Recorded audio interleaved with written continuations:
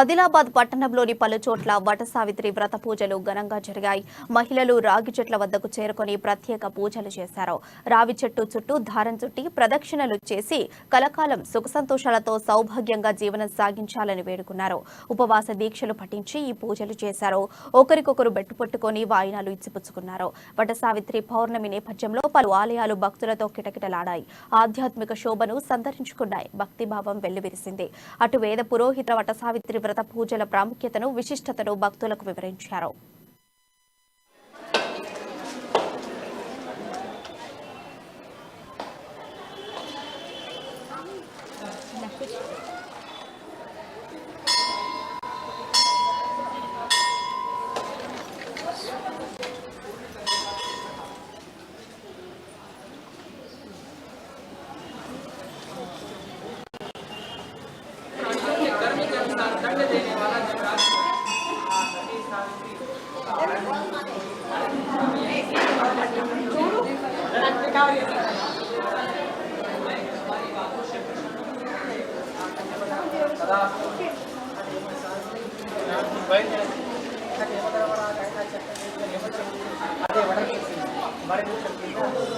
కూర్చొని ఉండేసరికి అప్పుడు సావిత్రి వచ్చి